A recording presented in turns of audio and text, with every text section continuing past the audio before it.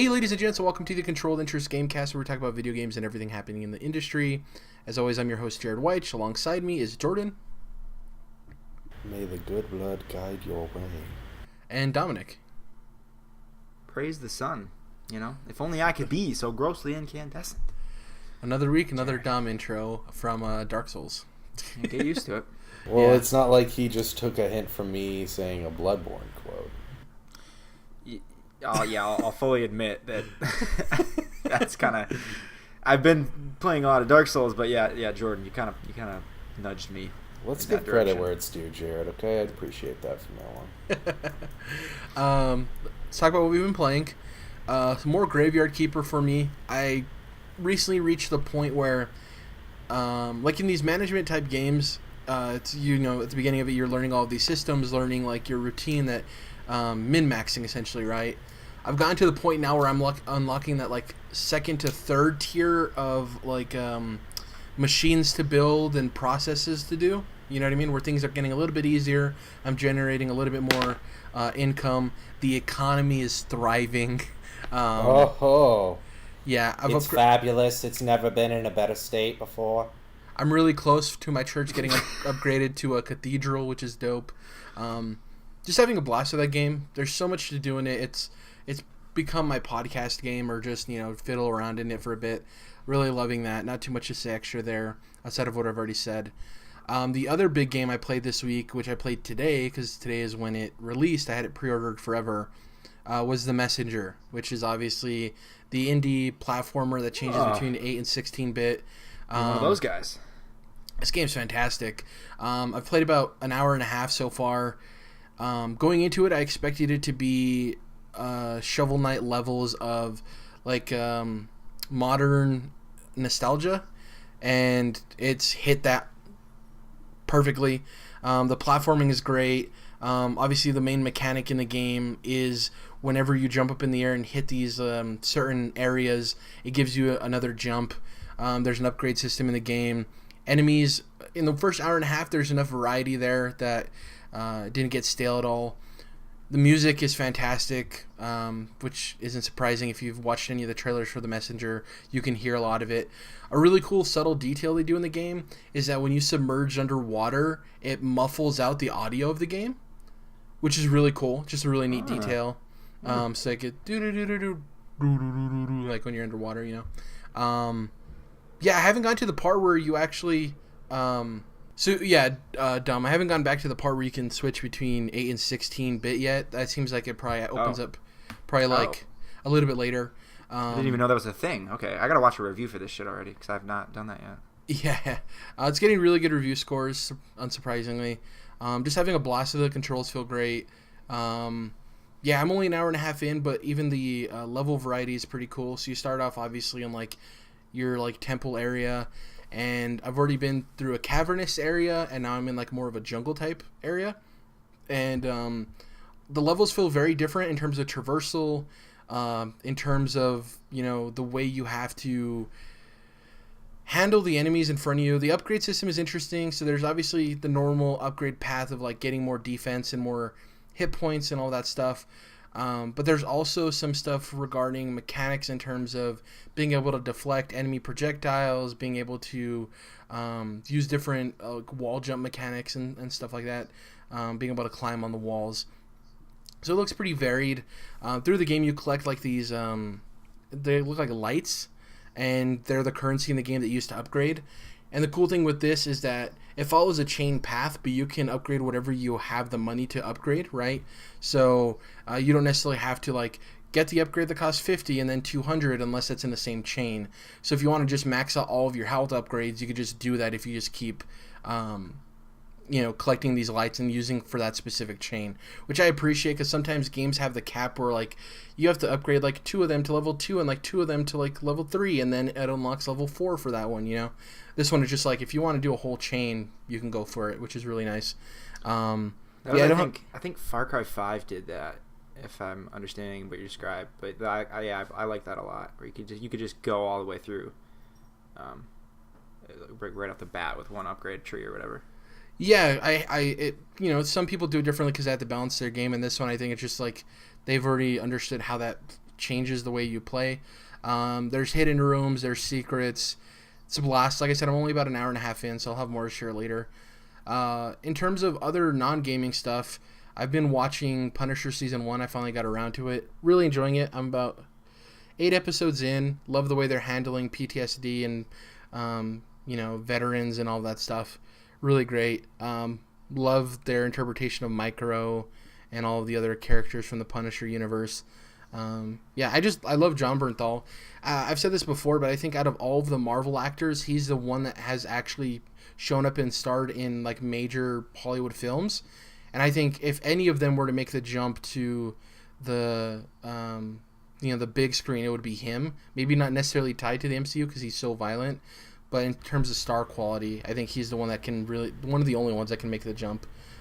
Maybe Mike Coulter. Dude, I definitely. I mean, I don't know that you could have a solo Punisher movie in the MCU, but I think you could have him in, an Avengers movie or whatever, and he could be beating the shit out of people without it being R-rated. Yeah, I think they can make it work. They could do something like a Venom thing, right, where it's not a part of the MCU, if that's what that is. I think. I was wondering, is Venom R-rated? They don't know yet. Oh, okay. It's one of those things where we're trying to push it to its limit. And that one's a whole different thing because Venom doesn't take place in the MCU. It takes place in the Spider-Man universe, which is a whole conversation of Sony being whatever they are. Is that the Amazing Spider-Man universe? Is Sony doing a new Spider-Man universe? This is technically the next Spider-Man Sony movie after Amazing Spider-Man 2. Yeah, because we don't even know. Everyone thinks that Tom Holland isn't even going to be in the movie, so it's that's a big old thing. But anyways, is it the Aunt May universe? God, because we know about the Aunt May movie that we talked about. Yeah, that's in the Alfred universe from Batman. The Alfred universe. They're making that Alfred movie. I don't know if that was a joke or not, but I think it was a joke. So Punisher Season 1 is really good. Like I said, I'm about 8 episodes into the 13 episode season. I normally don't like the longer seasons of Netflix. I usually like the 8 to 10, but I'm fine with the 13 episode season so far. I don't know if I'm going to be hitting a stretch of filler here, but so far I've enjoyed it. It hasn't felt like a long ride yet. If you haven't hit it yet, you're probably fine. Yeah. The other thing, the important thing I want to talk about is Green Lantern Earth 1, which I finally got around to reading. Nice. To explain it to you real quickly, Dom, Earth 1 is essentially a universe DC created where specific creators they choose, can ignore any other origin stories of a character at all and just make up their own origin they want to, right? So that's it's a different. series of graphic novels that they do. Yeah, so it's different than Elseworld stories because a lot of times in Elseworld stories, a lot of the origins are the same, but they're tweaked slightly, right? So for when Thomas Wayne becomes Batman in Flashpoint, it's that Bruce dies instead of the parents, but it's still they're walking through that the alleyway, right? So it's just shifted. Whereas with Earth 1, it's do whatever the hell you want. You can pick the origin you want to. And so far they've done Batman Earth 1, Wonder Woman Earth 1, Titans Earth 1, and they have a couple others they're working on. Some of them have multiple Teen volumes. Titans. Some of them don't. Yeah. Important distinction. So, sorry. No, you're good. It's annoying. It's obnoxious. So, Green Lantern Earth 1 is really cool because obviously it's Hal Jordan. And his whole thing, his Earth 1 focuses on him becoming Green Lantern, obviously, but he's an astronaut working alongside NASA, and they're trying to find minerals on the moon and different asteroids orbiting Earth, and they end up finding this crashed ship of this dead Lantern, and it kicks off from there. And it's a really interesting origin story for the Lanterns in general, the Lantern Corps. So yeah, I enjoyed that. Awesome. Yeah, have you read Earth 1, Green Lantern Earth 1?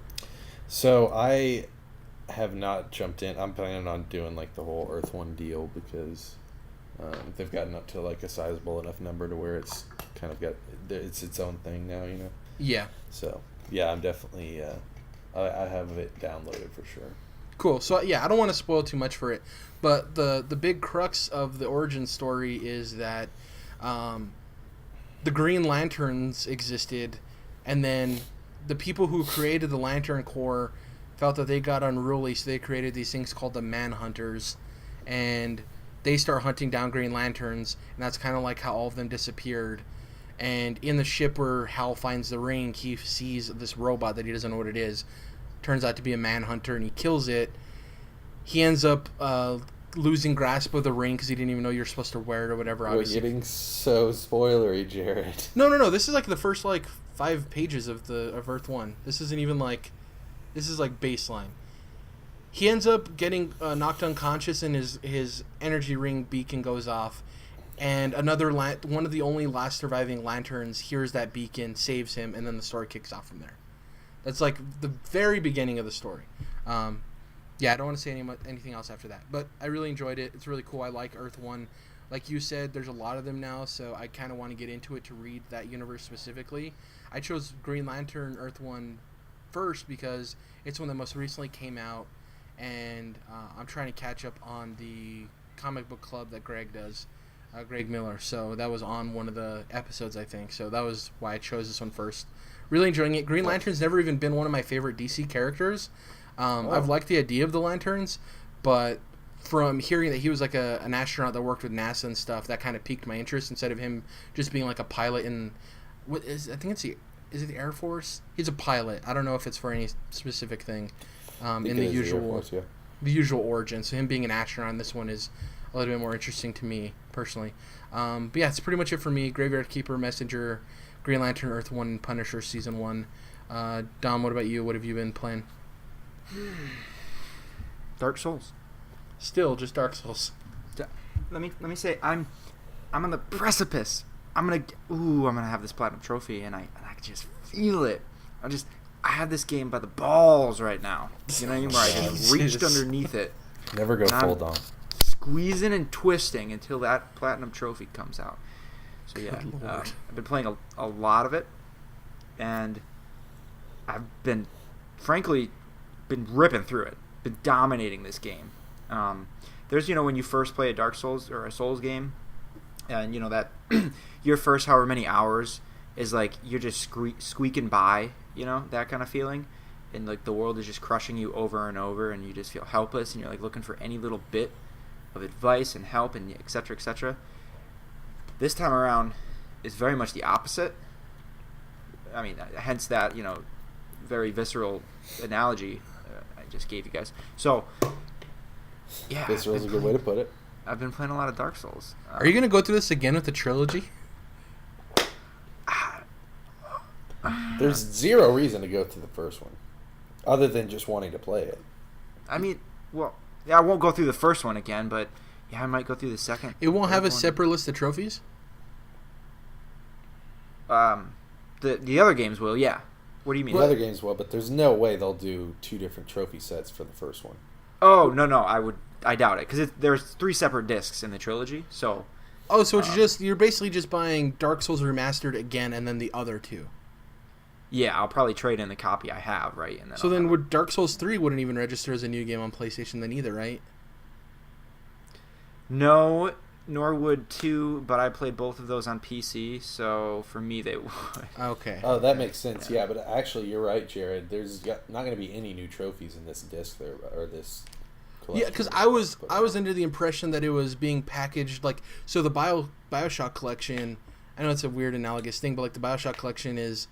all new trophies for achievements for it, and I know Xbox works different than PlayStation in terms of how they handle that and what counts and what doesn't, but the fact that you're saying it's 3 separate discs, Dom, leads me to believe oh no, it's literally just Dark Souls Remastered packaged with the other 2. So just Dark Souls 3 would be Dark Souls you've already played, and it registers as just packaged with the other 2. Yeah, and it includes the DLC, so I'm not sure on 2 and 3 if those have new DLC trophies that the original. No, it'll be Dark Souls Remastered. It'll be Dark Souls 2, the subtitle. What's that? Scholar of the First Sin. Yeah. Scholar of the First Sin, which is Complete Edition, and then Dark Souls 3 Complete Edition, whatever that's called. Fire Fades. So yeah, the only new trophies you would have if you've already played through Dark Souls 3 and Dark Souls Remastered would be the DLC trophies if you haven't gotten those beforehand. If you didn't buy the DLC before, yeah. Right. All I know is I'm about to have the Dark Souls Platinum. I have the Bloodborne Platinum. So it's kind of I think I had to get the rest of the Platinums for these games.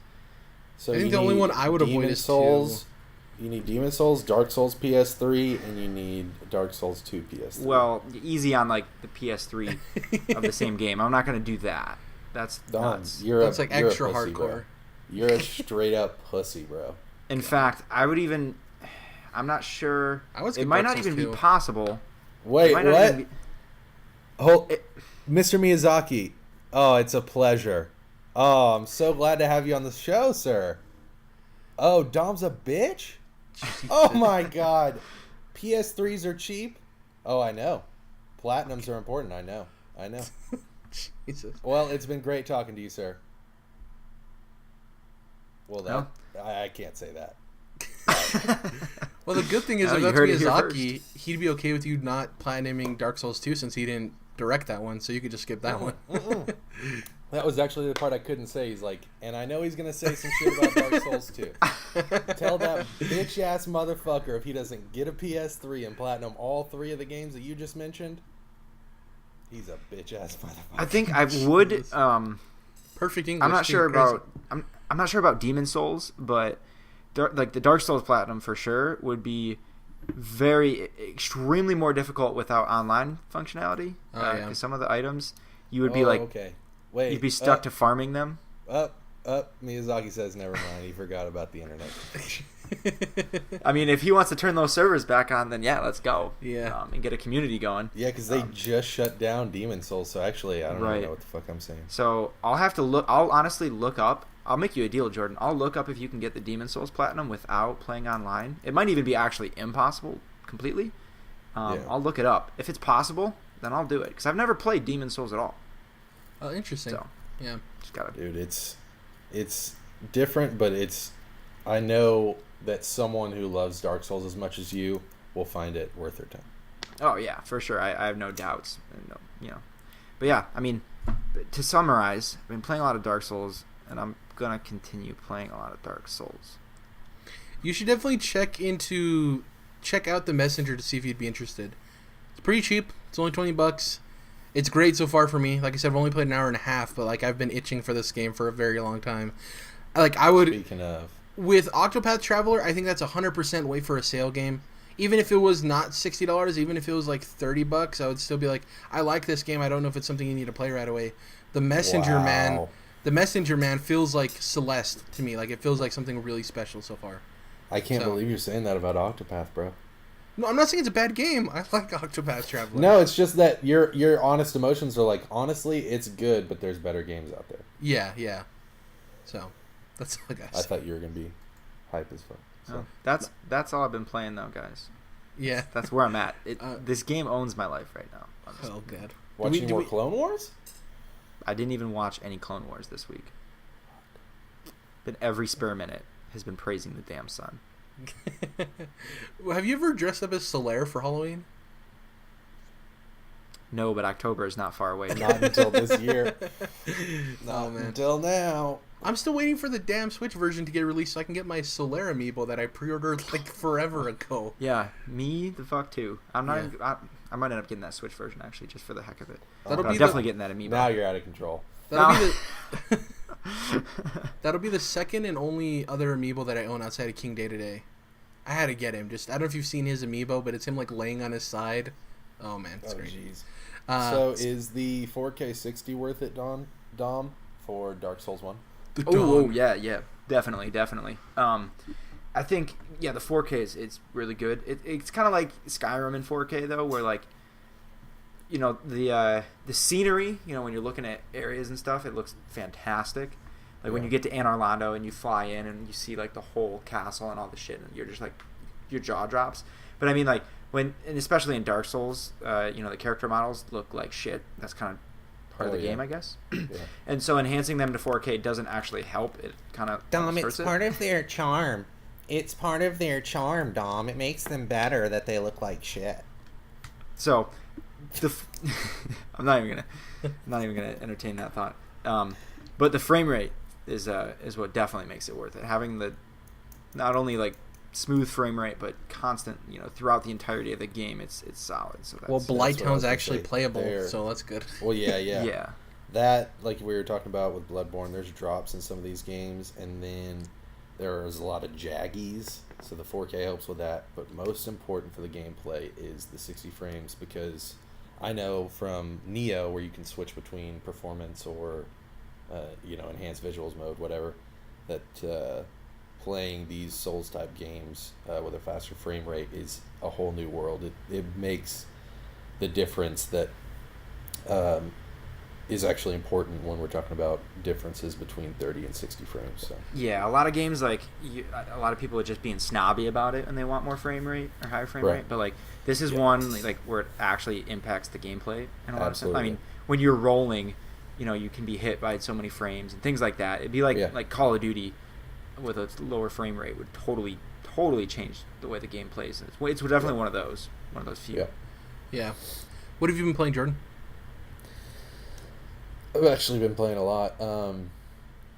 Have I talked about Dead Cells Yes. on here? Yeah, we talked about it last week. So, played a little more Dead Cells, but played a lot of Final Fantasy VII this week, or a solid chunk. Yeah, on PS4.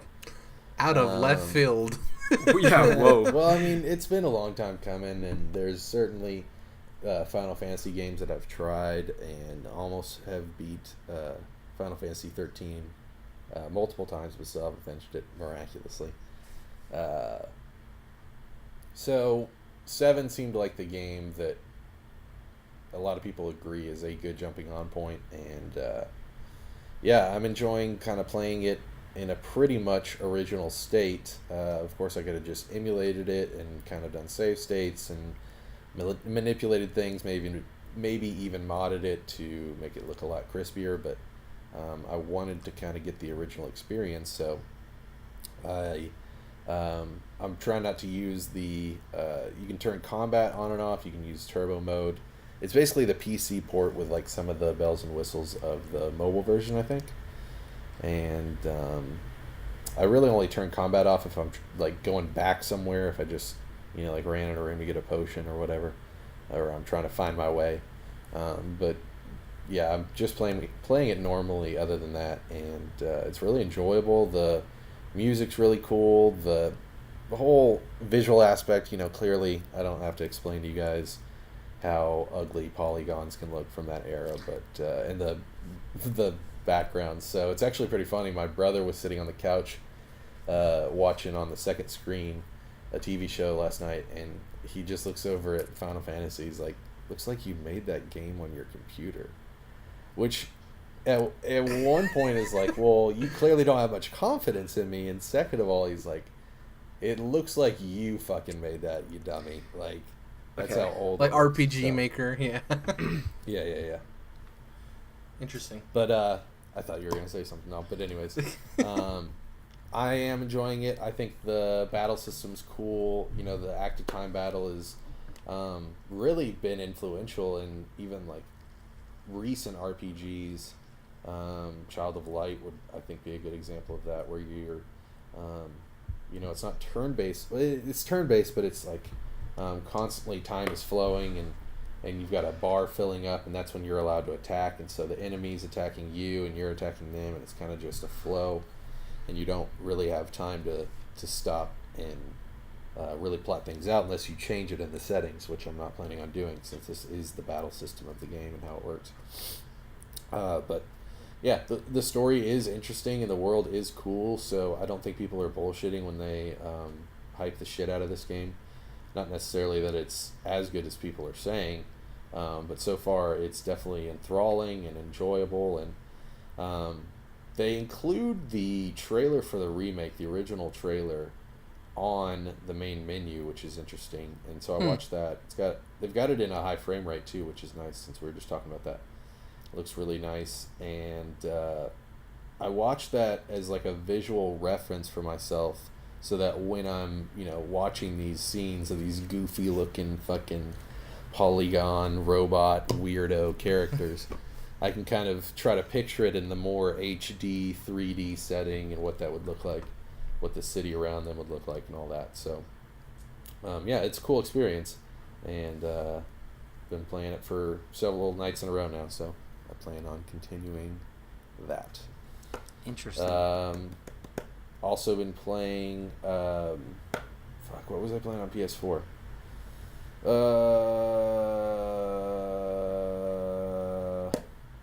Can't remember. But I've been watching Young Justice and Justice League, and it's really interesting going back and forth between those two games. Shows. Not games, shows. It's interesting going back and forth between those two shows because Young Justice is a Justice League show in a lot of ways because of how much the League is in it, and so, you know, several years, I guess about 10 years, 5 years difference in between the production of those two shows. It's crazy, but I like them both a lot in different ways. Justice League is one of my favorite animated shows of all time. I don't think it's nearly at the heights of Batman the Animated Series. One, I think, is the music is not there. A lot of it is like MIDI and computer made, whereas for whatever fucking reason they decided to do a full orchestra for every episode of Batman the Animated Series, and it sounds fantastic, and I can't wait for the fucking Blu-ray. It's all I've ever wanted. But anyways, I think the MIDI tracks like kind of do a disservice to some of the Justice League stuff, especially because this is like the perfect, a lot of ways it's one of the perfect combinations of teams for them, and like the voice acting is so great and all that. So yeah, really enjoying that. Continue to watch a bunch of movies also. Jumping back into the old Bourne series. Finally watched Bourne Legacy. Are you guys into Bourne? No. I remember I want to watch the first one. I want to watch the first one with my mom in theaters, but it's not really my thing. So. Word. Well, I'm enjoying them, and I enjoyed Bourne Legacy, which I hadn't seen. It stars Jeremy Renner, and it occurs in between Bourne Ultimatum 3, Bourne Ultimatum the third movie, and Jason Bourne the fifth movie, which I also rewatched, and is a good, solid movie, man. You know, they bring Matt Damon back in 2016 for this movie, and they make him look beat the fuck up the whole movie, but it's good. It's a really solid movie. So yeah, if there's, you know, people out there who are interested in action flicks unlike these gentlemen here, I would recommend them for sure. What's the name of the lead creator of both Batman the Animated Series and Justice League, the one that did a lot of the designs for those? Bruce Timm. Yeah, I really love his designs of the characters, and apparently that's one thing that's launching with the DC streaming service, DC Universe, is there's a shop in it, and there's going to be exclusively releasing action figures of the JLA Nice character designs. So that's pretty cool. That's very cool. Yeah, he's I talked about it a little bit on the show. He's kind of gone off his rocker, especially with the last two animated movies that he's been involved in. That being Batman and Harley Quinn, and before that, Batman the Killing Joke, which I don't know what the fuck the deal is, but all of a sudden there's like he's putting fucking cartoon superhero sex scenes in there with Harley Quinn and Nightwing in this past one, and then Batman and Batgirl and the Killing Joke, and I'm like, okay, wow, maybe we should make the movies good before we focus on cartoons fucking, but that's just me. But yeah, I would like to see him kind of like get back on track as far as DC animated stuff, because yeah, he is like the father of the DC animated universe from the 90s and early 2000s, and that shit is my jam. So well, a lot of people consider Batman the Animated Series to be like one of the most influential and like important absolutely cartoons of all time. So absolutely, yeah, I mean, it's, you know, one of my top 5 shows for sure, period. And probably if I had to pick one superhero thing from any piece of media, I would choose that. But I also wanted to bring up Banner Saga, which I've been playing on the Nintendo Switch. And I had bought it, you know, Dom, I shouldn't give you shit for double dipping on games, especially PS4 to Switch, because I did it with Banner Saga, I did it with Okami. Banner Saga, I will say, praise not only the Sun, Dom, but Nintendo. Because this fucking coin system that they have in their eShop is awesome, and it's so simple. And you just buy stuff in the shop, and then you get coins for it, and they translate to dollars. So it's, you know, if you $3 is usually 300 coins or whatever. It's very simple, and you don't have to sign up for anything extra. And then I got Banner Saga for $10 essentially instead of 20, and so praise be to the Sun and Nintendo. It is so bizarre that they've done such a good job of implementing that, and like PlayStation doesn't have anything of equivalency to that. Xbox isn't either. Yeah, so Xbox doesn't either. I would think they would first. It's funny, when I went to go pre-order the Messenger, I was like, oh, I have 1,000 coins. I can get it for half off. You know, and I was like, "Cool." I forgot that just because you've been shopping in the store, just because you've been buying games on your console, and that's fucking like, you know how many coins I'd have on fucking PlayStation or on Jesus Xbox Christ. For me. Jesus, oh, God, boy. yeah. Because I buy all digital too, especially. But same. Anyways, I don't want to think about that nightmare right now. The Banner Saga. I talked last time about the onslaught, if you will, of Viking media in Norse mythology in our media. One of the things I failed to mention, though I've mentioned it many times before on the show, is the show Vikings itself, which is also a big part in Norse mythology being brought to the forefront of the mainstream. But Banner Saga is another example of that, just adding on. And it's gorgeous. It reminds me of Samurai Jack. A lot of the backgrounds and the moving art, it just looks like Samurai Jack in the best way possible. And like I said, it is based around Norse mythology. It's a strategy game, like an isometric point of view, and I think it's a really well balanced strategy game, and you know, super entertaining. These are games that I've been getting a lot more into over the past several years. So, very, very good game. It's a lot different than what I'm used to, which is more of like the Mario and Rabbids style, even though I haven't played XCOM, which is where that kind of comes from. But very cool game. The sound design and the music is fantastic.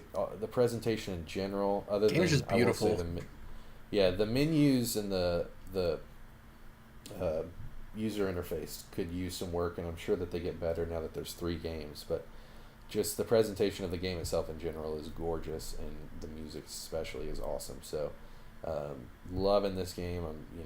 Played like 10 hours of it, pretty damn quick, and I'll be playing more, and I'm, planning on playing the rest of the series as well, especially because you can carry your saves. A shout out to not only them delivering 1 Kickstarter game, but 3. Like, so often we see Kickstarter games blow up or not meet expectations, and they had 1 come out, delivered, people wanted a second one, they did it, it delivered, and then they wanted a 3rd one. You know what I mean? That's really cool. You don't see that often. Delivered again. I started Banner Saga. I haven't gone back to it, but yeah, everything you said, I agree with. I talked about it a long time ago whenever I had played it. The other thing I wanted to mention before we hop into news is that's pretty cool that Kevin Feige's finally getting an award from like the film industry. He's getting an achievement award, which is cool. I think far too often in like Hollywood and stuff, they turn their nose up to like superhero movies and they say they're not real films and all this crap, but I think or him not having written or directed something directly. I know it's a weird way to say it, but not having his hands in there. That is something that's very cool, Jerry. Well, even the people who have had their hands in there haven't really gotten the recognition they deserve. This whole Dark Knight fiasco. So it's like it's just been something where Hollywood has kind of turned their nose up to superhero movies forever, and it's just cool to see them finally acknowledge, like, oh, he did something special. We can actually stop being so, I don't know. Real quick, and I mean that in the double E sort of way. What's the Dark Knight fiasco? Oh, that, people believe that it should have won a lot more awards at the Oscars and stuff than it did. There was a whole thing that there like was some recent controversy for whatever reason. It was just like when it had come out, and they're like, it was clearly the best film that year, but because it was a superhero film. I think it's even worse than people are saying there, where it's like, if Heath Ledger hadn't have died, they wouldn't have given him that award, which is fucked up because he deserved it whether he died or not. The only reason they gave him that Oscar, I think, is because he died, not because he wasn't good enough because they would have turned their fucking noses up. Yeah. It's like the pretentious nature of it is really frustrating. Just because a film's pretentious doesn't mean it's any better. Like, anyways, to the news. Yeah. So the first bit of news is actually a follow-up to a rumor we had talked about either last week or the week before. We were talking about this rumor of this Xbox subscription service where you could get an Xbox One X, Xbox Game Pass, and Live Gold for 2 years for $35 a month payments. No upfront fee. You just have to pass a credit check. And it's actually true. Xbox came out and announced it's called Xbox All Access. And there's actually 2 different plans. We assumed that there was going to be one for One S, but we didn't know a price point. That one turns out to be $22 a month. And after you go through all the MSRP, after we had finished the episode, when I gave the MSRP price versus the final numbers, I had realized I only counted a year of Game Pass and Gold, not 2 years. So that's why my math was kind of wonky. But the actual numbers are that Xbox One S subscribers to this will save $130 at the end of it. So you're actually saving money in the long run by doing this, which is kind of crazy. Oh, okay. Yeah. So it's not. That It's like changes the opposite of what you were thinking. Well, no. So the math I did for the Xbox One X was that you would be spending an extra $100. It turns out you're actually saving $20, which isn't that drastic, but it's still you're saving $20 in the long run. And then the Xbox One S, which we didn't know about, that one you're actually saving $130, which is crazy. I'm all for options. I think some people are freaking out saying, like, I don't want this to be the way it is. And it's like, you can still buy your console outright. People get so dramatic, man. Almost, but it seems like this is a good deal if you're, like us, we know we're going to be there for several years if we were getting into it. Oh, yeah. New Xbox right now, so it's like, why wouldn't you almost? Also, depending on, like, responsibilities and stuff, it's a lot easier. Though it makes more financial sense to just wait to save up the money to buy something outright, for some people, it's just they want to get in. So, like, at launch, you could just, I'll pay $35 or $22 a month.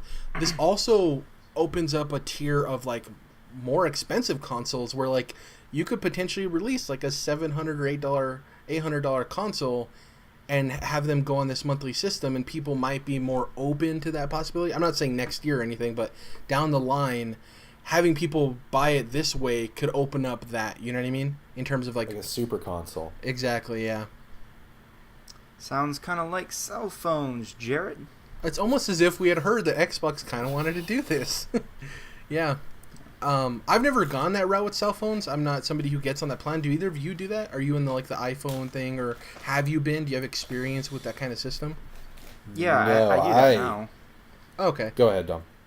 Yeah, I've done that with like my last 2 phones, or like my current phone and my last one. But where it's no interest, but you just pay monthly for it. It's still yours at the end. But it's kind of in that scenario, it's still a bit of not a scam, but like it's not as good of a deal as it leads you out to believe. Because for one, in all these situations, it's like I'm starting to realize like it's not necessarily the smartest move because it sounds like you can afford it, but you can't afford it any more than you could if you had to pay it all up front, if that makes sense. Even though, like everyone has different responsibilities, whatever it is, but like it's still the same amount of money, but they make you feel like it's less, but it's not. Still a better deal than a lot of loans and things like that where you're actually paying for credit. But with the phones, they tend to, after a year, the batteries shit out or whatever it is. They're pretty much, I assume, they're all planned to be They've got broken. to be, dude. The way it works, I mean? like you can see it, like it's one day, it's this thing, and then you wake up the next morning, your battery's completely different. Right. And a lot of it is like, yeah, if you take real good care of your phone and you're constantly cleaning it, not physically cleaning it, but like, clearing out old files and things like that, like you could, then yeah, you could probably keep it, faster. And the battery, I don't know, there's much else you can do. And a lot of them, I don't know about iPhones anymore, but I don't think you can replace the battery yourself. But it just feel like, yeah, they're selling you this, like no interest, like financing, but really like they know you're going to buy a new one. You know what I mean? Yeah. I'm very deliberate with my phones. Like I chose to get the iPhone 6S last fall when I was buying a new phone because I wanted the headphone jack. Because it was the last iPhone with a headphone jack. 6S Plus, I should say. And because I have giant hands. And so I just bought it outright. Obviously, it was pretty expensive, but I went ahead and did that, and yeah, I chose not to get like the 7 or 8 or X or whatever, just because some of those things weren't worth it. But moreover, I wanted to keep my headphone jack and all that. So yeah, I plan to keep it for several years because I could, if I wanted to say fuck Verizon, which I don't feel like that, then I could go to AT&T with it or whatever. And also, I try to keep it in good condition, keep it in good cases and screen protectors, and then I'm about the accessories. I actually did crack the screen, the first phone screen I've ever cracked, that last fall, and that cost me several $100s. But still, as long as I don't fuck anything else up, it'll be cheaper than doing the payment option. The good news is the good side of it is we get badass brand new phones released every single year because they can charge so much for them.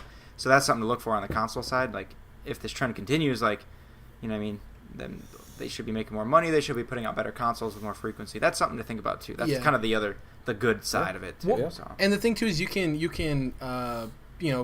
complete your purchase and buy the whole thing and opt out at any point and just buy it all outright, which we're not thinking about the scenarios where maybe you're a kid working in high school or something and you can't afford the $22 a month, you can't afford the $500 or whatever it is, or the $250, but the new console comes out, and that's something I want to get to in terms of Scarlet.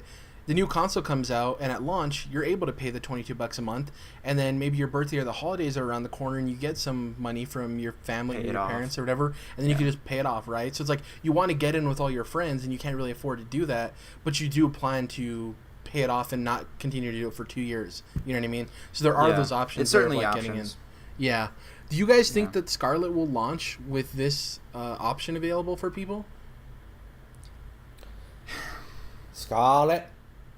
And for those who don't know, Project Scarlet is the next Xbox. That's the code name for it. Yeah, I absolutely. Yeah, this is just like Game Pass, and just like obviously Xbox Live. They're going to be continuing these services right on into the next gen. Well, it's crazy, man. If you can get people in out of the gate at $30 a month, you guarantee them Game Pass, you guarantee them Xbox Live Gold, and you guarantee them backwards compatibility at launch for only like $35. That's pretty good. You know what I mean? Xbox is for the people. At launch, that's actually a really good deal. And I personally wouldn't sign up for it at launch. I'd rather just buy the console. But for people out there, the option of doing that, I think that does, when people are sitting there thinking, do I get the Xbox or not? I mean, having that low entry point is pretty crazy. I just don't know if, because we have the rumor of it there being the normal console and then the streaming one. I don't think the streaming one would enter subscription. Do you think? Because it's already so cheap. Rumored, anyways, to be like, what was it, like $150, $200 at launch? Yeah, who knows? The streaming one, that introduces so many other weird questions. Yeah. Do you stream just Game Pass games, and do you subscribe to that? Can you still buy a game for $60, but then you can only stream it? And you know what I mean? There's a lot of, can you stream it for a week and pay less, or you know what I mean? Can they work out deals like that? There's a lot there that it could be a lot of different things. I think at launch they wouldn't make it that complicated. I think it would just be the Xbox, basically the Xbox OS being streamed to you, kind of like how I do on my computer with the app. You know what I mean? I think Play Anywhere. Yeah, I think it'd be that, and eventually you'd get those other systems put into place, Dom. But I couldn't see it launching with all of those different things. I think that's way too confusing for consumers who aren't even used to that type of thing. Yeah, I think it'd just be based on oh yeah, it's just like an Xbox, except it's cheaper and it just streams the games, and it's just a digital marketplace. That is how Play Anywhere works, right? Where you have Gears of War on your Xbox One, and then you can stream it to the app on your PC. Well, no. Play Anywhere is if you buy it on Xbox, you can download it on your PC. Right, but would they let you stream it too in case you didn't want to pick up your That's hard a drive different space? thing. Those are two separate things. So Play Anywhere is its own thing where if you buy a game on Xbox, you own it on PC as well. The app, essentially, it's a bad correlation for me because I'll explain how it works. Your Xbox is on, and it just streams your Xbox feed to your computer through the app. Right. So it streams your actual Xbox. Yeah. That's available for anything and has been. Yeah, because it's just basically streaming your television without your television, if that makes sense. You know what I mean? And there's like the latency So on it's it's really like remote surprising. play is what it is. Essentially, yeah, that's what it is. Is there anything else you guys want to talk about this, or you guys want to move forward, get to the Quickie news? Yeah, let's go. Okay, so the first bit of Quickie news is that Battlefield 5 has been delayed a month. So it was originally coming out October 19th, which is a week before Red Dead Redemption 2 and a week after Call of Duty Black Ops 4. It is now coming out November 20th, which is about a week after Fallout 76 and a little less than a month after Red Dead 2. Some people are speculating that they wanted to get out of the way of October because it's a very busy month. Other people are speculating that they just needed to get extra work done. My theory on it, and we were talking about it before the show, Dom, I think this is just that they want to be able to have the Battle Royale come out as close to launch as possible. I don't know if it's necessarily going to launch with Battlefield, but I do think that that's one of the factors for them delaying. It's only a month. So it can't be something drastic, you know what I mean? It can't be something like very bad with the game that they have to go back and fix. I think it's something more minor or a couple of factors, like, you know, moving out of October because it's busy, on top of the fact like, hey, let's get the extra 3 weeks to work on Battle Royale so it launches closer to when we release the game. I think it's a bunch of little factors, not necessarily like some big glaring red light. What do you guys think? Yeah, definitely. It could be all those things, yeah. Right. Yeah, they need more time. Just to polish the game as is potentially, or they want more time to get it closer to having that Battle Royale, ready, and then also November was kind of surprisingly not that loaded. It was we were more early heavy in October this year, so they're making potentially a better spot to release it at with less around it. So I think it's a lot of different things, probably not just one necessarily single thing. Yeah, so real quick, I'm looking at the release list. October has Forza Horizon 4, Odyssey, Super Mario Party, Black Ops 4, Red Dead Redemption 2, Soul Calibur 6, and obviously Dark Souls Remastered and Dark Souls Trilogy. And November, at the beginning of the month, it has Overkill's The Walking Dead, which no one's really going to buy, unfortunately. Well, maybe fortunately, I don't know. And the other major releases there are Darksiders 3, which is a mid-tier game. It's not going to really have to worry about competition. Didn't even know that. Spyro Reignited Trilogy, right, which got delayed previously from September, my birthday. Hitman 2, Fallout 76, and Pokemon Let's Go Pikachu and Let's Go Eevee. So it's only major like AAA competitors are Fallout 76 and Pokemon Let's Go. Let's Go's only on the Switch, obviously.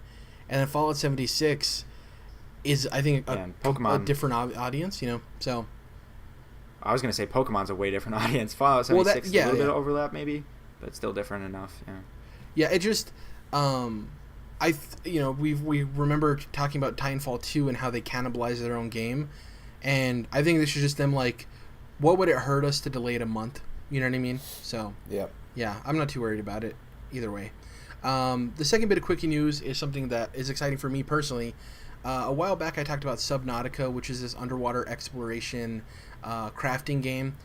Really cool for people who are afraid of going underwater, deep sea, or sharks. I don't recommend it, but I really enjoy it. But you do recommend the game? Yeah, I recommend the game for people who maybe don't have those fears. It's pretty immersive in that sense, so it could probably lead to some uncomfortable screaming or tension or anxiety. So, I don't know. Don't they have it in VR too? Yeah, they have it in VR as well. And it's not even, you don't have to worry about sharks. It's on an alien planet. You have to worry about stuff that's like way creepier and weirder. Okay. Yeah. So they recently announced that there's going to be a standalone Arctic expansion for the game called Below Zero, which is, it's basically, instead of taking place in a more neutral, I wouldn't say tropical, but more neutral type ocean space, this one there's glaciers and, very cold and stuff like that. So it looks interesting. They didn't have no price point on the announcement. So, and it's standalone, so obviously you can buy this without buying the regular Subnautica. I'm interested to see how that goes. Like, do you get a discount for already owning Subnautica? You know what I mean? We'll see what happens. I just thought it was cool to hear more about this game. Because this game, I think, is still, like, partially in early access on some platforms. So it reads more of, like, a Minecraft or a Fortnite, and it's not, like, hasn't fully released yet. So I'm excited for that. The last two bits of Quickie news. Sounds sub-radical. Sub-radical. Wasn't that the name of Cliffy B? What was the name of Cliffy B's failed battle royale? Radical Heights. I think that's what it was. Yeah. You're just saying Radical reminded me of it. The last two bits of Quickie news are also Xbox related from our story about All Access. They're releasing a new Robot White Elite controller for $150, releasing in October. We had rumors that it was going to be a controller, and then we had rumors that it wasn't a controller, and it turns out it was. It was the new Elite controller. It's all white. It's really pretty. If I had an extra $150, you said Robot White? Yeah, that's what it's specifically described as Robot White. Bruh, this is Robot White. I love like the Elite controllers. I think they're great. I've actually been able to use one. I don't own one, but I've been able to use one, and I understand why people buy them. But it's most certainly a luxury item. $150 controller is crazy. Yeah, I don't even know that I would have one for PS4. Yeah, it's really pretty, and people who love those controllers swear by them. So, the other bit of news is that speaking of Robot White, they announced a Robot White Xbox One X bundle with Fallout 76. So this is your first chance to get a white Xbox One X. It's not entirely white though. The top half is white, and then the bottom part is black. You know, like an Xbox One X that has like the smaller part on the bottom. So it's like all white, and then the bottom part is black. Just thought it'd be looks good on the S. Yeah. So it's like matching, I guess, if you were to have both. I don't know. Or maybe you designed your entertainment center in a way that matched the S, and then they just, you have a comparable upgrade so it matches the same. I don't know. You got that Robot White entertainment center, bro. Exactly, that Robot White living room looking like you're in a hospital. Robot White leather couch. You got that Robot White interior in your home, in your abode. That Robot White cyborg wife. Jared with the Homer. The last bit of news before we hop into our topic, real quick. People are wondering if there's a new PS4 model on the way, or if we found out what the PS5's codename is. The codename for PS5 may have been found via two console lists on Unreal Engine 4's backend. The codename is apparently Erebus, or Erebos, spelled both ways, and fits in line with the Greek-themed codenames that we've previously seen. Erebus, who's described as darkness personified, is often referred to as one of the first five to exist. There's the hint at possibly PS5. It's believed to be an iteration of the PS4, though, as opposed to the PS5, considering the Greek naming convention has been used only for the PS4 line of products, including PS4, PSVR, and PS4 Pro. So I just want to talk real quick. What are you guys leaning towards more? Do you think this is a new PS4 hardware, or do you think this is PS5 Erebos or Erebus? Wasn't VR and PS4 Pro Matrix project names? Neo and Morpheus? Well, those are Greek. Matrix got that from Greek mythology. So, I guess they were referencing Greek mythology the whole time, and everybody's like, "Oh, cool, dude! The PlayStation's into Matrix." Yeah. Because it was Morpheus, Neo, and then I forgot what the first one was. Orbis is PS4's project name. There you go. Yeah. So what are you guys leaning more towards? Because there is an argument for both, right? There is an argument that the fact that he's known as one of the first five to exist is kind of a cheeky nod at the PS5. But the fact that we've only seen the naming convention for PS4 related hardware leads you to believe it's possibly just another iteration of the hardware. But, I mean, there's a counter-argument to that maybe they just started the naming convention with PS4, and that's their project naming convention moving forward in perpetuity, So, it's a weird thing. Either way, we're going to get PS5, so, it's like... And the interesting thing, too, is the fact that this is already in Unreal Engine 4's backend this early. Remember that the PlayStation CEO stated a couple of months ago that we're not seeing the next PlayStation for at least 3 years. Remember, he said that 2021. He said, we're not seeing it for at least 3 years. There's been so much confusing stuff about that, and we know for a fact that new next-gen games are being developed, so it's like they would have already had to be in Unreal doing some of that stuff. There's no way, if maybe it's just Xbox, because obviously we know about Scarlet, if companies have been developing for... there's several companies that have mentioned developing next-gen games before this ever happened, so it's it kind of doesn't match up as far as PS5 stuff. PS5 stuff should have already been in development before this was ever in Unreal. If we think it's coming as early as it is, though, that's the thing. Is maybe No, I'm saying, unless they're only talking about Xbox, these developers. Oh, I got there's you. been several developers that are like, we're developing next gen games that aren't going to be on this console. So unless they're only talking about Scarlet, which I doubt that they are, they've had to have already been working on PS5 games in engine. So I'm confused. First parties maybe, but we also have the report of like Xbox is probably launching the new one in 2020, and if we're to believe John Codera from Sony that it's going to be another 3 years, we could possibly see the Xbox launch a year before PlayStation. So that's what I'm saying is I don't necessarily believe him, and I don't necessarily even. Like, his quote was a little bit... you might be able to pull it up, Jared. But, like, it was a little vague to me. It wasn't concrete. And I don't think these things ever are. I mean, PS3 launched a year later than it was supposed to because of various reasons. So, yeah. I'm just not convinced. His quote basically stated I'm the that same. their projections stated that the sales are going to drastically decline in the fall of 2020. So that's why they're planning on releasing the console in 2021.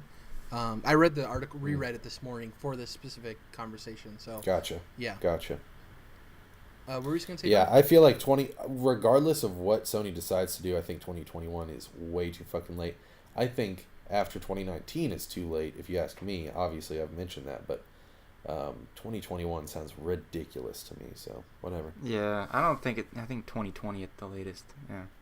Yeah. But as far as this code word business, I mean, I think it's probably PS5. Yeah, I could see that easily. If I had to guess, I'd say more likely that because, we've heard that games are being developed on next gen. So, like, it makes sense that, I mean, for the rest of this year, I'm guessing we might start to hear, a couple more things pop up, real vague little itty-bitty rumors, probably many of which aren't true and some are. Or types of things. Well, the good thing is that this isn't we don't know that it's PS5, so that actually is to the benefit of Sony, right?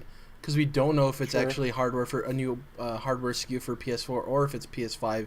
So that's actually a pretty clever project name in that instance because we don't know, So I will say so far, already out of the gate, which we are out of the gate, especially once Phil Spencer mentioned it at E3. Xbox is. If they do end up releasing before Sony, do end up announcing more in depth before Sony, like a real announcement, name, and all that sort of stuff. So far, they're just squaring them up, man, because, like I said earlier, Xbox is for the people. They've shown that this generation. They've won a lot of people over in a lot of different ways. And Sony has done the opposite in the way that they've handled things. So, I think that if Sony thinks that they're going to come out a year later after Xbox in 2021 when these consoles are far past ancient, then I think they're fucking kidding themselves because they're going to have another PS3 situation on their hands where Xbox is already out of the gate and it's going to take you till the end of the generation to possibly catch up with them. Well, and the crazy thing is, so we've talked about this before, but there's kind of there's two big pools of gamers. There's the hardcore people that are really dedicated to the trophies or the achievements as well as the exclusives, right? That's one group. Then there's the other group of people who are, for lack of a better term, fair weather. Like they jump ship to whatever, not necessarily is popular, but what they see as the better option at that time. And I think currently Xbox is positioning itself very well for that group of people, right? The fair weather people, which is awesome. Yeah. I would say I'm even fair weather in a sense myself because I am essentially automatically going to buy each console that gets announced every generation just because I want to play all the fucking games basically. Yeah. So it's like I'm going to jump to whoever's the best right there, right then and there, and you better bet that Xbox is coming to fucking play when they step on the field, son. Like Sony, step up to the plate. Well, and the thing I was going to finish with my statement is, like, so the general audience can already be leaning towards Xbox. The people who aren't necessarily that, the people that are hardcore tied to PlayStation trophies and tied to PlayStation exclusives, which are great, that year advantage actually gives Xbox a really good pull there because if it's a year until the next PlayStation comes out and you're hardcore and you are somebody who buys the consoles, that gives them a little bit of a easier decision. Not that they would make it, but like PS5 doesn't come out for another year. I'm fine with buying an Xbox because it's a year. You know what I mean? Said, yeah, if these consoles are just like how they're going to look compared to the other stuff that we're looking at on our screens in 2020 and 2021 is going to be ridiculous. And so, yeah, when that crispy stuff comes out, yeah, people are going to say, fuck a year, I'm not waiting. And here's the other thing that we're going to get into right now. We're talking about a game that'll probably be next gen, or at least cross-gen. Imagine if Xbox not only releases a year before PS5, but also has Cyberpunk with it early on. That's going to be pretty crazy. You know what I mean? Absolutely. Absolutely. Let's hop into that conversation real quick. Cyberpunk 2077. CD Projekt Red hosted a random stream where people were wondering what the announcement was going to be. This took place after Gamescom. Bunch of numbers and stuff hopping on screen. People are wondering what's going to go on. They started up the stream. Turns out they showed the 48-minute demo that people saw at E3 and at Gamescom. Uploaded it to YouTube afterwards to let everybody watch. I want to talk about it. We don't need to go into super specifics in terms of recapping the 48 minutes, but I just want to start off with going through all of our negatives first, because I kind of want to get that out of the way, and then I just want to talk about all the stuff we're actually excited for. But I do know that we are critical, and we look at things, and there's things we might not have liked in it, so I want to get those out of the way first, and then we'll talk about all the positives. Is that cool? So I want to talk about, I know you're going to go on your I know you definitely want to talk about, I know one thing you want is third person. It's not even about that. I'll go. Just go ahead. Just go. Okay. So I have only two things that I found were overtly, I wouldn't say not negative in the sense of like, oh, I don't want to play this game anymore, but just things that I hope get changed when the game comes out. So the first thing is, I love how detailed the world is. I love all that stuff, and we'll get into that later. One of the things that struck me in this gameplay demo that was super video gamey is that there's a part in the trailer where, towards the end, where you shoot this guy in the legs, take out his legs, and he goes, "Oh my god," and then you shoot off his head, and his audio clip still continues playing where he says, my legs, which is like, if the guy's head got shot off, why would he still be talking? It's just a minor gripe. My legs. Yeah, it was just very weird. Ow. It was very video gamey, and those are the type of things that, like, there's a lot of stuff that people can argue that they do better than Bethesda or Rockstar, right? CD Projekt Red. That was definitely one of the things that, like, all of them do that, and all of them have that problem. You know what I mean? It was just something that's like, I think that's kind of one of my arguments with God of War, where people are shitting their fucking pants over this game and acting like it's the second coming of Xenu, and I'm like, dude, it still has moments where, you know, things are conflicting, whether it's in the story or the gameplay or just the general game experience, where it's like, this is a video game. You know, you're not, you can't hold it to a higher standard if it doesn't push past those boundaries that we've been trying to get past for so long, and it seems like they haven't done it here either. Yeah. So my first complaint is there's still very video gamey moments that, from hearing everybody's report of watching this, they were like, oh, it's game changing, it's totally next gen, and there are very much those things that we'll talk about when we get into the positives. Yes. But I did want to note that there are still very video gamey issues or problems that occur in this. It's not perfect, right? And those are some things that they could fix. The other thing, and this one's more crucial, and I think this is something they have gotten a lot of feedback on, and I do think it's something they're going to fix, is, as somebody, I don't know if people know, and this is such an odd and weird thing to say because it's wrapped up in so many different problems with the statement I'm about to make, but normally people think that I'm fully white because I sound white, whatever that means. Obviously, that's a whole conversation, right? Don't want to unpack that. Just leave that as it is. I'm half Hispanic. I grew up predominantly in a Latino culture and community and everything like that. Her partner, Jackie, is obviously, it seems like, of Latino descent. And oh, yeah, hombre. The problem with his dialogue is it's like 60% authentic, 40% like, oh, this is what somebody that is Latino should be saying. Oh, yeah, hombre. I noticed that, too. I was like, do we have to have a Spanish word in every fucking sentence, you Polish dummies? Like, this is just the same fucking thing. I'm sorry, Jared, I'm jumping into your thing, but this is the same fucking thing as Don't Nod and Season 1 of Life is Strange. It's like, do you guys not realize how Americans talk? You don't have to, like, it's not fucking rocket science. You can watch some YouTube videos, watch some movies, and by Americans, you know what I'm saying, Jared, where it's like, this guy is speaking mostly English, and then, yeah, you would throw in maybe hombre or hermano sometimes, but he's not going to use a Spanish word every fucking sentence. Yeah, it's like so a lot of times when people speak Spanglish, it's a lot of times usually the only Spanish word that stays in there are terms of endearment or words they don't know, and that's not necessarily how they were using it. It very much was, here's this line of dialogue, which one of these words is going to be ethnic? Got it. Yeah, okay. No, I think of Spanglish as like the sentence kind of like free flows and goes back and forth. This is more the thing where it's like, oh, Mad he's libs. grown up in a Latino community. Maybe he moved here from Mexico or wherever. We don't know about this world, but you get it where it's like he's speaking. He clearly knows how to speak English, and he just likes to throw in a little Mexican spice every now and then or whatever. So, yeah, it reminded me towards the end where I was like, God damn it, you guys. This sucks because, they obviously didn't have that problem with The Witcher, with it being a more European fantasy. Slavic, vibe, so, yeah. And so for me, it definitely read as like diversity Mad Libs. It's like fill in the Spanish word here. I think that definitely is something that can get fixed. They can go back and rewrite dialogue and re-record that stuff. And they've heard a lot of feedback on it, and I trust CD Projekt Red is hearing that and being like, oh, okay, we get it, we messed up, right?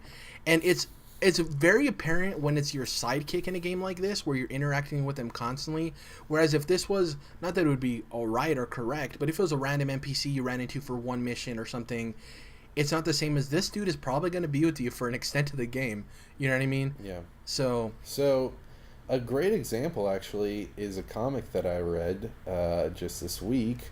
It was Supergirl, maybe 13 or something. But anyways, it's maybe 14 or 15. She goes to see... It's the one where she goes and teams up with new Superman in China. And she speaks Mandarin because she's been trying to learn all the Earth's languages. And so he... they show you different colored dialogue is in different languages. So the Mandarin's in blue, and then he just says cool in black in English before he says the rest of his sentence before they fly off, and he just speaks the rest of Mandarin, and that's more like it. That's just like sometimes we as Americans would just be like, all right, adios guys, when you're saying goodbye to all your other random friends, and so it's not like you're just kind of mixing it in there, and that's more natural, and that's more how real life works. Yeah, like I said, it's mostly like terms of endearment for the most part, or like greetings, right? Yeah, and like I said, this may... real quick, great example, Blue Beetle on Young Justice. Exactly. And yeah, I thought I was like, oh, I'm probably just... Sometimes when you see stuff like this, I don't know, at least me, I look at myself and I'm like, am I being too sensitive? Am I being too dramatic about this? I was annoyed.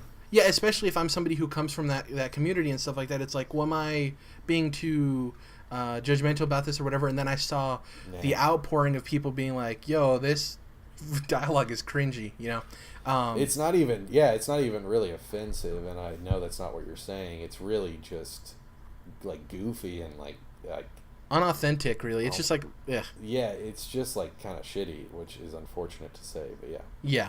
Anyways, those are my only two negatives. The major ones I wanted to point out, especially that last one. Was there anything overtly negative for you guys that you guys want to talk about? Or mention, at least? Not really. No. Not really? Okay, cool. So I'll go and just try to wrap this in real quick. I don't want to talk too long about this, but I just want to say that there's... I'm definitely still like shook with this game, and I'm definitely still in a real weird place. I'm not saying I'm worried that the game's not going to be great. I'm not saying I don't trust that these guys are going to get the job done. I just am in a weird spot with this, and I think a lot of people are, and it doesn't seem like things have necessarily changed with the incident that you're just describing, Jared. So what I'm talking about, though, is the first-person, third-person type deal, compounded with some of the other things that we've been hearing about CD Projekt Red, where there's been a lot of stuff about former employees talking about how kind of shitty the working conditions can be, slash kind of mismanaged it is, or poorly managed it can be. And so things are just kind of shaky there. They've even had to respond to that. They've had leaks with Cyberpunk. There's just been all kinds of stuff. They've been working on this game forever. They announced it way before The Witcher, which is just a mistake in the end. And so that all leads into this whole first third person situation where I see it that now that I have kind of the better perspective on it, and especially with this and the other letter that they also put out with this, I look back at E3 and them putting out that trailer at the end of Xbox, and then afterwards going, oh, by the way, it's a first-person game, and then a lot of us, especially CDPR hardcore or Witcher hardcore, it's like, wait, what the fuck? Hold on. You announced this game fucking before The Witcher. You guys are creators of third-person action role-playing games, and then all of a sudden you're just going to drop it. I think it just felt like that's not how CD Projekt usually has worked. They're usually open and honest, and the fact that they dropped that afterwards, and then they have this behind closed doors demo, and then drop this not that long after, and then they have the letter that says, we were nervous about showing it to you. We think the game's probably going to change a lot in the course of the development, and I'm getting vibes of them feeling, uneasy with their crowd, and like I said, this incident is not going to change anything with the accent or whatever you want to call it, the dialect, and so it's just they're in a little bit of a weird spot. This game's in a little bit of a weird spot. It looks obviously like a very quality game.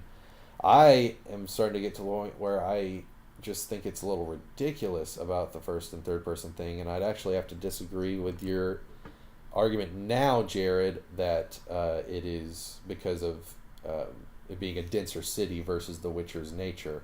The reason I disagree with that now is because we know that you can drive in third person, and that's a much wider point of view, and you're seeing a lot more, and sometimes you're going by it fast, but sometimes you can just kind of trail along, and you can also do like they have the character models. I've talked about that, how like some of the dialogue's in third person when you're choosing choices, and then some of it's in first, and they're talking about immersion, and I'm like, I don't know, it's cool how you're in first person and you get mods, and so your HUD changes because it's actually a HUD within your modded eyeball or whatever, but then you're also choosing dialogue options, and you wouldn't do that if you're like fully immersed, if you're this person or whatever.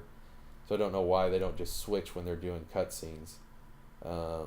There's just some weird stuff wrapped in that, and I know for a fact that there's no way as soon as they started working on Cyberpunk they were just like, well, yeah, this one's first person, why wouldn't it be? And Witcher's third, but this is obviously first. I'm sure that this has been something that they've bounced back and forth on, and thinking back on it now, it is weird the way that they dropped it after the E3 trailer, and then now that the way that they're acting still kind of shaky, and the stuff that we've had recently, it's just put me in a weird spot. But I'm still excited. I didn't necessarily even want to watch this just because I'm obviously going to be playing the game, and I consider pretty much everything a spoiler now, just because I love going into stuff blind now that I've experienced that on a lot of different levels. And obviously I'm going to see gameplay. I watched the trailer a million times, but yeah, it looks like a solid game. I'm sure they'll work it out. I'm sure this isn't like a BioWare Edmonton situation or whatever, where they're clearly like the fucking C team and they don't need to be working on Mass Effect. I don't think that's what that is, but I do think that there is some weird shakiness kind of going on here. And in the first third person, I'm obviously gonna play the game, but it's just they clearly. It's almost like you guys know, like it was weird the way you did that, just like dropped it afterwards, and like it's up on IGN in an article that it's first person, and so for all this kind of wrapped into the package, that would just be my negative, and then obviously I mentioned my positives, and I will also say I think that out of all the different Cyberpunk stuff that we've got recently, I think this is kind of nailing it the hardest, and it's also not like, well, it's Cyberpunk, but it's horror. It's Cyberpunk, but it's magic or whatever the fuck. This is just the real deal Cyberpunk, and you can tell that they have been entrenched in the sources for a long time now, and I've talked before about how CD Projekt Red started from being, pirates in real life. Pirates as far as being like, handing over bootlegs and crap like that. They weren't pirates in real life as far as sailing the open seas. But anyways, you get what I'm saying. So they're in those roots, and I can tell and I can feel and I can dig those vibes because, I'm all about that as well. So I really appreciate the Cyberpunk vibe and it feeling purer than it's felt in a while, and there is a lot of Cyberpunk stuff out right now. So yeah, man. So it's so weird because I'm so far opposite from you on a lot of that, Jordan. So like, ever since first hearing about this game, like however long ago it was, I was like, I always assumed it was a first person game. To me, that was the only thing that made sense. Like hearing some of those initial details, like the setting and the way it, what's going on. I just didn't think too deeply about it. I just assumed it. First person kind of makes sense. So like I was like kind of shocked by everyone's reaction of shock when they finally said it, that, oh yeah, it's first person. Like I don't know, to me I was like, okay, like that made perfect sense. Knowing it'd be kind of like if Naughty Dog put out a trailer for their game after Last of Us Part 2 and you're like, holy shit, this is Naughty Dog's next game, it's gonna be fucking awesome, and then they're like, oh, by the way, PlayStation blog, let's just have them put up a post about it being first person. You're like, wait, what the fuck? This is not their lineage. I'm a huge Naughty Dog fan. I know how they work. I know what kind of games they make. Yeah, and they're just going to act like that's not a big deal at all. Yeah. So it's a little bit of, your favorite band's new album is a slightly different genre, and you're shocked. Absolutely. Or Absolutely. your Guerrilla Studios or whatever, and all of a sudden it's not a first person shooter, but it's an open world RPG or whatever. So I think we got to remember that first, that they're creators, right? So like they don't want to be stricken necessarily to one archetype or the fuck word I'm thinking of. This is what we're trying to do. I think maybe what I was trying to say kind of got lost in the shuffle. I'm trying to say that they clearly knew that people were going to have a reaction to it, and they tried to act like it wasn't a thing. So Guerrilla knew that people were going to be like, whoa, this is way fucking different than Killzone. And so they were open and honest about that, and they didn't just drop it in a blog post somewhere. And that's, I think, why people have been reacting to it so strangely. Well, either way, at least for me, moving on past that part of it, I forget that this looks so cool, and I really dug it, just the vibe it gets, the style of what they have going on. We're like, yeah, it's really futuristic, but then it's also really shitty, right? And there's a lot of shitty stuff going on in that world. Cyberpunk. Yeah, and I'm not as familiar with that genre as you are, Jordan, but yeah, I was really digging that and the weird style of everything. I don't know, it was really cool. And then the gameplay itself, I was like, oh, this is interesting because it just made so much. I don't know, just seeing it, I'm like, okay, this has to be a first person. This wouldn't work as a third person game. That was like what I was because it became such a hot topic. I remember like watching through that gameplay, I'm like, oh yeah, well, this wouldn't work any other way, really. This looks like how it was designed to be from the beginning. So I don't know, I thought it looked really cool. I like the idea of these guns, and actually I'm not usually one of those people that like the numbers popping off when you shoot stuff. I don't know, that doesn't really do it for me, but I don't know, I didn't mind that. And I said it earlier, but this to me like looks a lot like Fallout, as a first person RPG, but just better. Obviously different setting and everything, but it just looks like a CD Projekt Red version of a Fallout style of gameplay. So I'm ready for this. As opposed to Witcher being more like Skyrim. I could see. Mostly, yeah. I see what you're saying, but I don't know. I thought this was awesome. Jared, I agree that one side character was kind of like, okay, so we're really doing this overly Mexican thing or whatever. Like, dumb. I don't. This is hopefully it's just ignorance and they don't realize how it sounds and they're gonna fix it. But yeah, instead going of it. Sorry, go ahead, John. Going off of your Cyberpunk thing, it's one thing that solidified them nailing it for me, Dom, is the whole seedy underbelly is all about. That's what Cyberpunk is all about, is like futuristic cities and what their seedy underbelly looks like, what the black market is like. So that's why you were like, oh, it's the future but shitty. That's what Cyberpunk is. It's all about that, digging all that criminal underworld of futuristic cities. And so ones that are ruled by corporations as opposed to governments usually. And so you got the neon, obviously. You got the mods in their heads or their arms or whatever. But then you get the seedy underbelly, and that's what really solidified it for me. Is that everything, Dom? I didn't want to speak over you. Yeah, no, I'm feeling good about this. I like pretty much most of what I saw. I'm really hyped. I still think it's a ways away. By the way, they plastered this does not, this is in development. This is not a reflection of the final product. Yeah, that huge watermark. That's like the shakiness I'm talking about, where it's like you guys are a little less confident in this than I think you should be. Well, I mean, recently, it's a whole other conversation. The whole recent thing with Spider-Man where people are like, did it get downgraded? And it's because they, like, changed the shape of puddles and the lighting system. Like, there's evidence showing that it hasn't been downgraded at all, but there's this huge movement of people being like, Spider-Man was downgraded in the last year, yada, yada, yada. So it's like, I don't... So they changed the shape of puddles in... like their engine or whatever? Let me explain real quick before I get into my Cyberpunk positives real quick. The puddle spiracy. So the first mission that they showed where you're up in that building in the rafters and Spider-Man fights all of those enemies and then he gets the call from Kingpin, right? Mm-hmm. The E3 demo.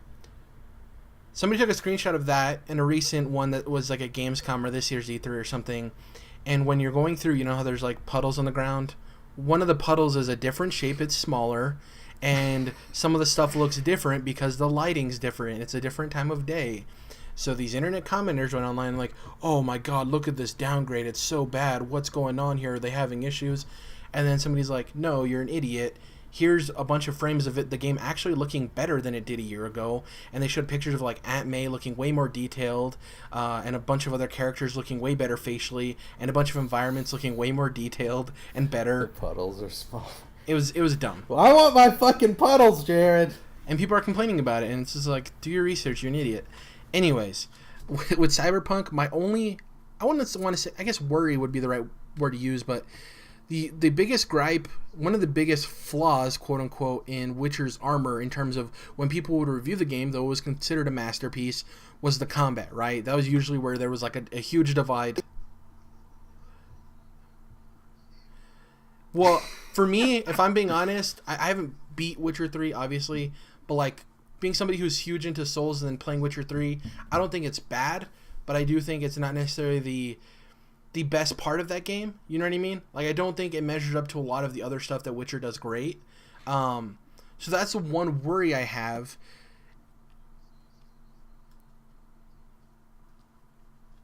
Exactly. Or Dark Souls 3. Yeah.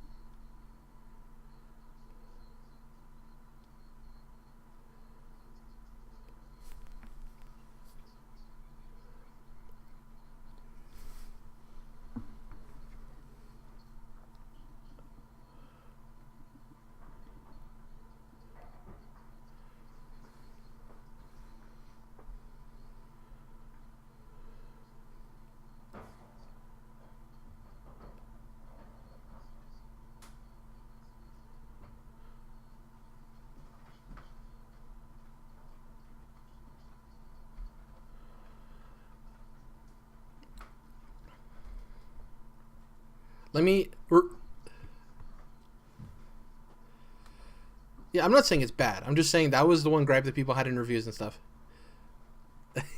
Yeah. Let me get through this stuff because we're running kind of long. But real quick, what I was going to say.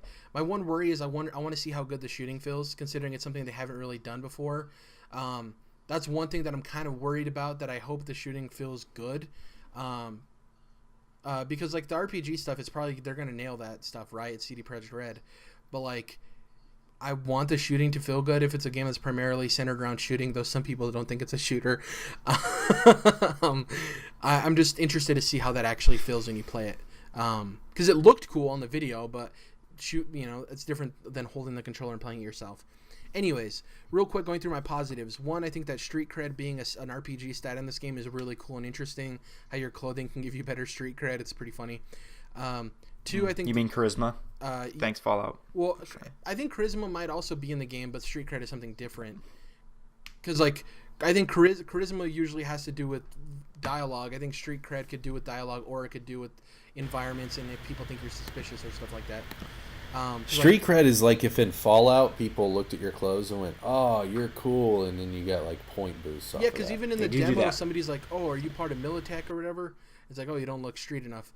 Anyways, the audio design, and when you wake up and you're in your room and the music is playing in the main room, and then you go to your closet area, like it gets muffled again. I think that's a really cool detail of like the audio is actually coming from a point of, you know, in the room. It's not necessarily just playing in the background, so I think that's really cool. I already talked about Jackie's dialogue being cringy. Night City, I think, feels alive. I love how the people look unique and diverse. Like, it's not just carbon copies of people in different outfits. Like, there's so many unique designs of individuals that it does look like an actual city. When you were getting your orbital upgrade, loyalty discounts are always cool in RPGs. Getting those discounts for going back to people for upgrades. The preparation and scouting, I like the fact that that matters in missions, like, you know, scouting from the top of the bridge and finding out like how many people are with that agent and stuff like that. I really like if you're willing to put in the time to do your homework, it pays off, which is really cool. Batman style, do your homework. What else here? I'm trying to see if there's anything else I have. The dialogue and choices, I like that they showed benefits and consequences. That's normally something that's talked about in RPGs, but actually seeing that play out. And at the end, the narrator talking about all the different ways of like, oh, well, what if you just paid for it yourself? Or what if you didn't tell Royce that you actually got the chip from somebody? You know, it's like all of those could have played out differently. I would love if it rewinded and went through them quickly, but that's definitely a trademark of Quantic Dream, that in posting photoshopped images of co-workers. And then Jesus. Lastly, the problem solving and different skills. If you guys remember at the end of the demo, you could have gone through this area, but you didn't have the hacking skills required. So she climbed up to this other area and used her engineer skills to like reroute the power. Man, again, a better Fallout. Just saying. I think it's different. I wouldn't say it's. There's a whole argument there of like Breath of the World and stuff like that, and I do think it does some stuff dramatically better. Obviously, Fallout 4 is a way older game too. Whatever. Anyways, those are some of the things I found really awesome about the Cyberpunk demo. We're running a little long, so we'll close out here. Real quick, I'm gonna be playing the Messenger. I'll probably have it beaten by next week. I want to try to get it done before Spider-Man comes out, because that's next Friday. I think I'm right about that. Next Friday, I think. Gonna start up the Spider-Man book too. I haven't started that up yet, so I'm probably gonna be reading that as well. Excuse me. I think that's pretty much it. I'm gonna be watching and reading everything else I'd already talked about. But the Messenger is kind of my focus. I want to try to get that beat before Spider-Man comes up, before I deep dive in there with my shiny new PS4. So, what about you guys? Dark Souls, man. Keep praising that son. Keep praising. Keep raisins. What about you, Jordan? Keep raisins. I don't know if I'm going to recover from that, bud. So I am. Just want to say I'm getting pumped for Spidey. To be honest, Jared, I'm a little less pumped now that I know that we've got to deal with smaller puddles. Some puddles are smaller. The sun's in a different area. How does that work? Ooh, I don't know about all Puddlegate. that. Yeah, I don't know about all that. The Earth's flat, so how is that possible? Yeah. But getting excited for that. I am going to be watching some Ozark that comes out tomorrow. Mm-hmm. Season 2. It's going to look gorgeous in 4K. I'm going to be playing some more Banner Saga. I'm going to be playing possibly some more Dead Cells. I'm hopefully going to get around to that Season 4, Episode 1 Walking I completely forgot about that. Oh my god, I need to get to that too. Oh boy, yeah. Yep. I'll definitely be playing some more Final Fantasy VII. And I think that I'll be watching some Young Justice and some Justice League. I'll be... I'm also going through the Spider-Man movies, the original trilogy. Oh, me too. Kind of funny. Yeah. And I've...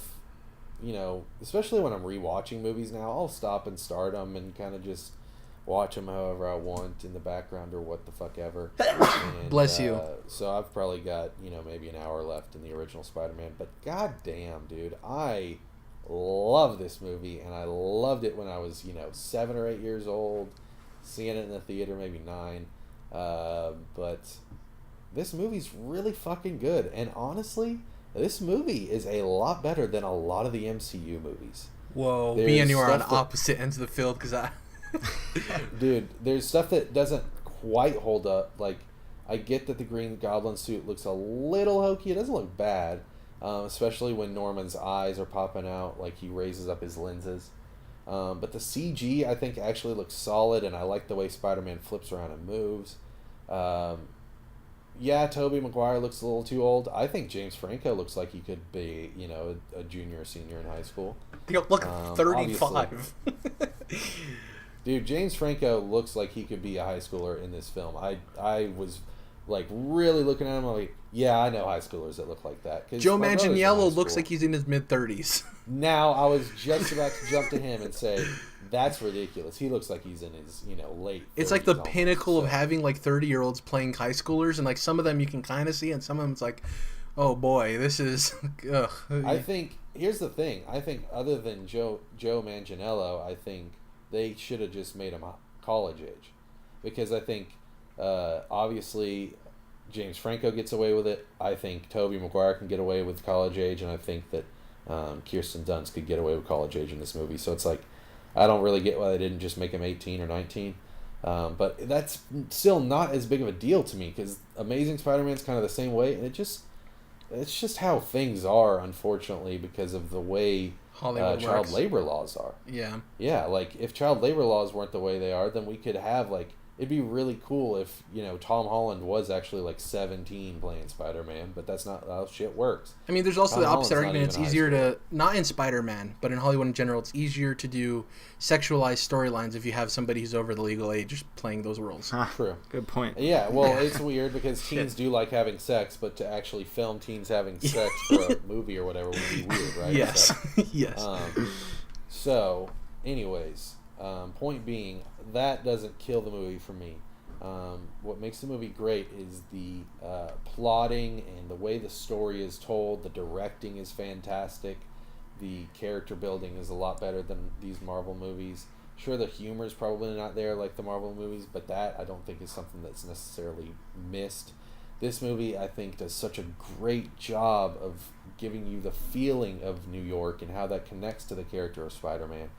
I think it does the origin well, even though, we've seen it 1,000 times and heard the responsibility and power line 1,000 times. I just think it's so well done, and I'm just really fucking enjoying it. So, yeah. Yeah, for me, on the opposite spectrum of that, I do think a lot of what you say is true, but for me, there's like Velveeta levels of cheese in the movie. I think a lot of the effects personally don't hold up, and there's just a lot about, like, I don't, as much as I'm saying there's a lot of things I don't like about the movie, I still think it's good. I think I have to disagree with you saying it's better than some of the Marvel movies, the MCU movies. If you're saying Marvel movies, yeah, like Daredevil's garbage, but like the movie, not the TV show. A lot of the MCU. This is better than Thor 1 and 2. This is... I think those are the only movies it's better than. I really don't think it's good. I don't think it holds up. But this is better than Incredible Hulk by far. Oh, forgot about that. That's MCU. Yeah, it's better than that too. Yeah, I mean, I'm enjoying this way more than I enjoyed Ant-Man and the fucking Wasp. That's crazy to me, for my opinion. Dude, Ant-Man was dumb, bro. Man. You're out of your mind, bro. This is a well-crafted film. Ant-Man and the Wasp in the 2000s, Ant-Man and the Wasp is a solid movie. But that's what I'm saying, Jared, is like, I get where you're coming from with the CG stuff, and I hear a lot of people on the same slant these days on the internet, and it's just like, it's so difficult to understand where they're coming from in that time and how good that CG looks. Like, I'm remembering it as I was 9, and I'm not saying like from a 9-year-old's perspective, but I'm just remembering like, wow, this looks fucking awesome for today's, the year 2000, whatever, CG graphics. So that's how I'm looking at it through that lens. Yeah, I don't adjust for inflation when it comes to entertainment usually, so that's, I think, my scope for it. But we're running very long, so we have to cut it off here. Thank you guys for listening. Let's talk about Spider-Man PS4's puddles for a little while. Thank you guys for listening to the Controlled Interest Gamecast. We'll be back next week. If you can, please follow us on iTunes. Leave a review if you can. Subscribe to us on YouTube. Like the video if you can as well. Follow us on Twitter. I am at Jared _. Dom is at Domzorios. Jordan is at Malamotus. And the Controlled Interest Twitter is CTRLINT. That's Controlled Interest abbreviated. We'll catch you guys next week when we disagree about something else. See you guys later. Bye.